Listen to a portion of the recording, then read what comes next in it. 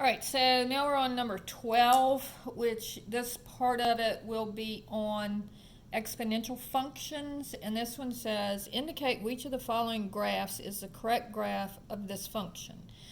So remember, this function is 1/2 to the x. So if your base is less than 1, it's going to be a decreasing function. If your base is greater than 1, it's going to be an increasing function. So in this case, our base is 1/2. That's less than 1. So it will be a decreasing function. Now, there are 3 decreasing functions here, and then this one is flipped over. It was a decreasing function, and it's flipped over. So now what I want to do is I want to get a point and find out which point is correct. So if I let x equal 0, then y would be equal to 1/2 to the 0.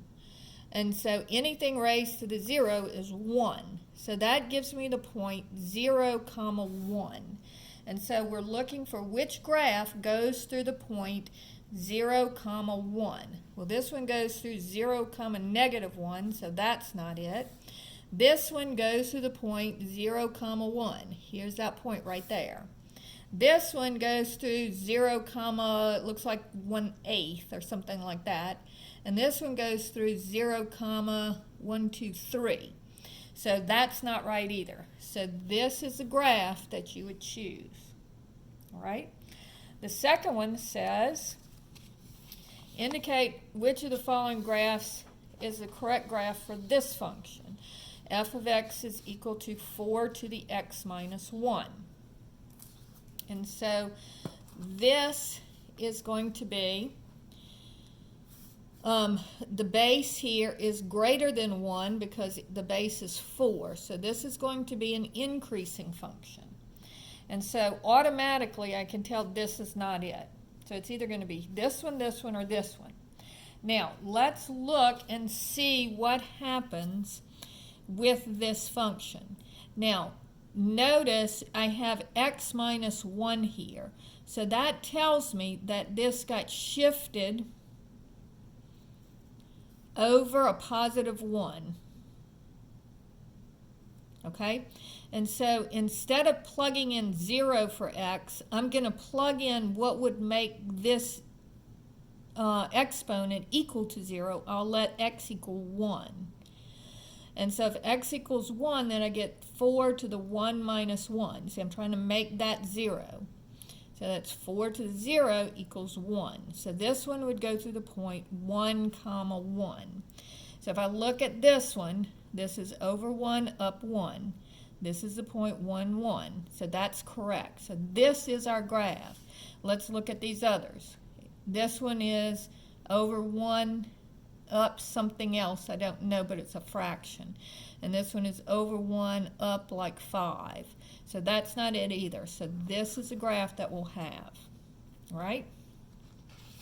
Now we're going to have some problems with solving exponential equations. So the first one says, this is problem 14, says 81 to the x minus 3 equals 0. So first you have to isolate your exponential function and then make the bases the same. So 81 raised to the x equals 3. So I'm going to add 3 to both sides. Now let's see what 81 is 3 to some power. So I have 3 times 3, that's 2 of them, times 3, that's 3 of them, times 3 is 4 of them. So 81 is 3 to the 4th. And of course 3 is 3 to the 1st. So once the bases are the same, 3 to the 4x. And so now once the bases are the same, then you're going to make your exponents equal to each other. So I just scratch the bases and I get 4x equals 1. Then divide both sides by 4. So on here, the 81 is 3 to the 4th, and then it's raised to the x. And so 4 times x is 4x. Okay, so that's problem 14. Problem 15 says 125 to the negative x is equal to 5. So again, I want to know what 125 to what power is. So this is going to be 5 to what? So 5 times 5 is 25 times 5 again, so it's 3 of them, is 125. So this would be 5 to the third raised to the negative x is equal to 5. And again, this would be to the first. Now multiply my exponents here. That's the power rule of exponents. So I get 5 to the negative 3x is equal to 5 to the first. Then I scratch my bases. Negative 3x equals 1. Divide both sides by negative 3. And I get x is equal to negative 1/3. And on these, you can actually check it and see. Because this says take the cube root of 125 and then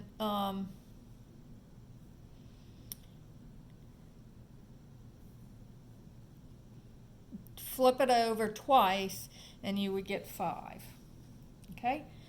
Now, 16 is the one that's a little bit more difficult because you've got one of them is a fraction and one of them is not.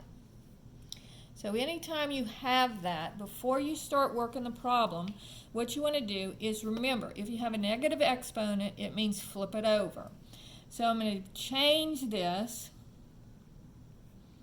to 25 to the negative 1. All right? So flipping it over, you put it to the negative 1.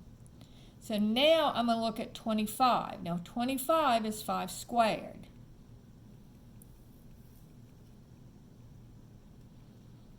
And then I multiply my exponents.